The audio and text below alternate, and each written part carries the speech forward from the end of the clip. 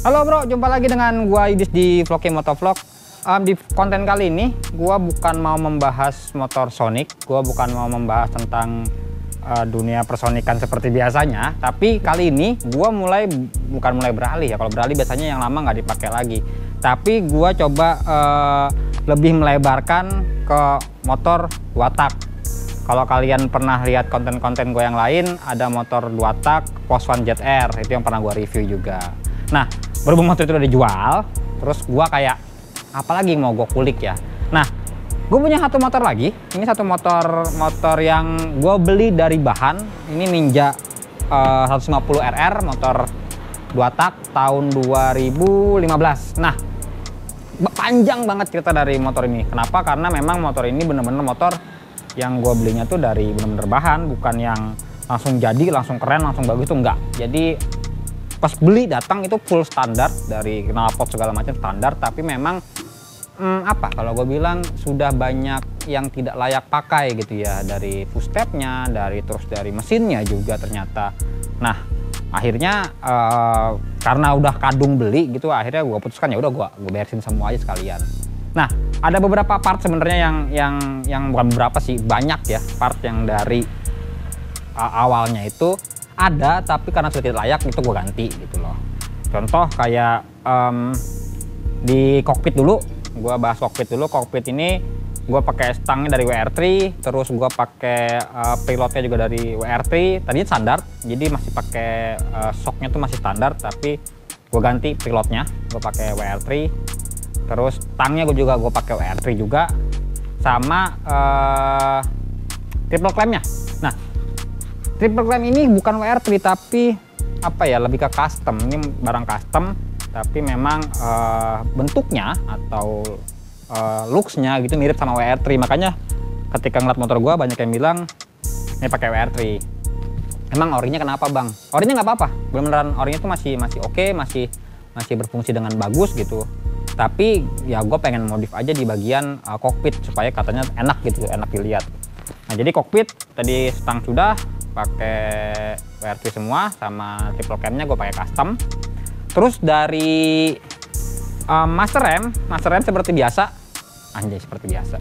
Gue pakai Brembo yang RCS 15. Jadi kalau kita bicara RCB, itu ada RCB RCS 14, 17 gitu kan. Kalau Brembo dia nggak ada 14, dia ada 15. Jadi master remnya gue pakai RCS 15 Brembonya, sama koplingnya gue pakai Akosato warna silver. Kenapa warna silver? Supaya memang gue pengen motor ini bener-bener monokrom gitu kelihatannya.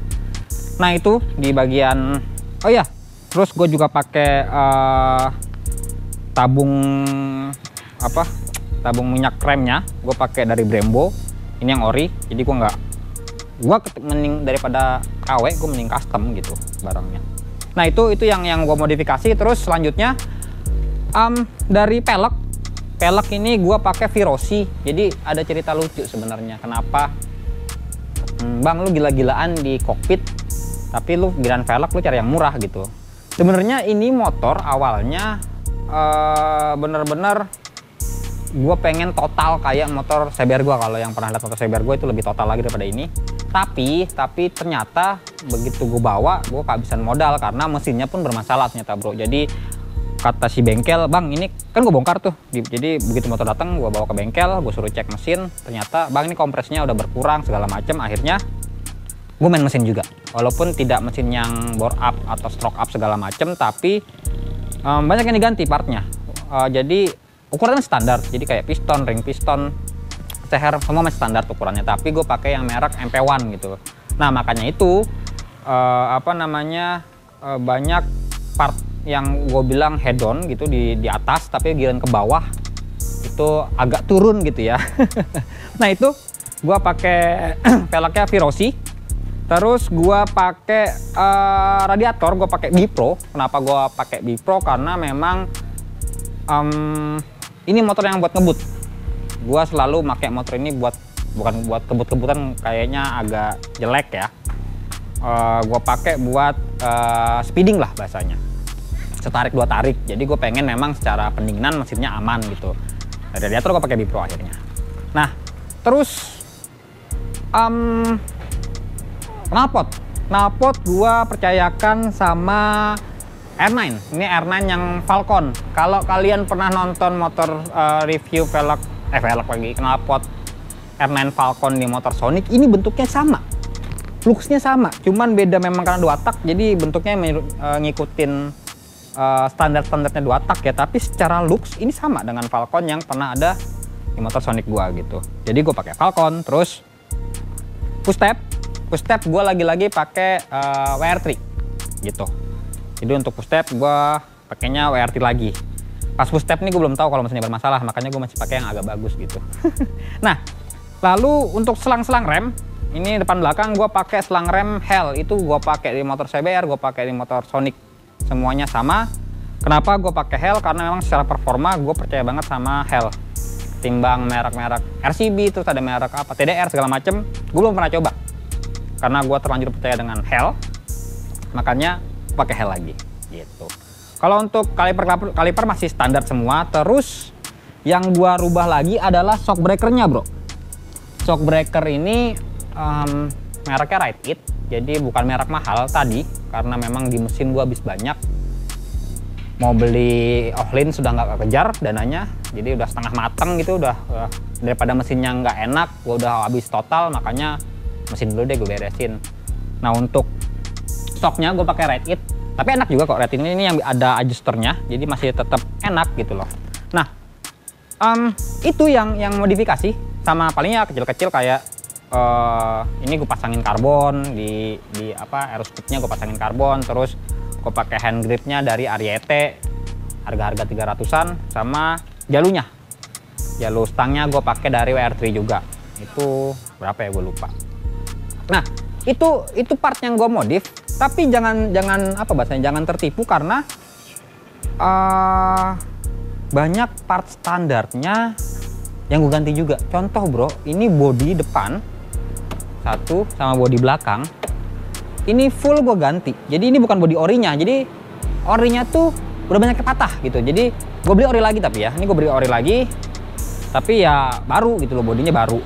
Sama rangka ini, rangka fairing bahasanya nih, rangka sambungan, bukan rangka utama ya, rangka sambungan ini gue juga beli baru. Karena pas gue bongkar ternyata rangka fairing ini udah kropos, jadi ini ori dan baru gitu loh. Sama apa lagi ya, paling gitu sih. Untuk karbu gue pakai karbunya Ninja SS yang udah di reamer, jadi memang tenaganya lebih besar sedikit ketimbang yang orinya. Tapi kalau mesin kebanyakan masih standar, walaupun gue pakai merek MP1 gitu. Paling itu aja modifikasi yang udah gue lakukan sama motor Ninja ini. Dan kalau ditanya kenapa lu beli bahan, bang, kenapa lu nggak beli yang langsung bagus aja dengan harga yang gue rasa akan sama dengan biaya gue ngerestorasi motor ini.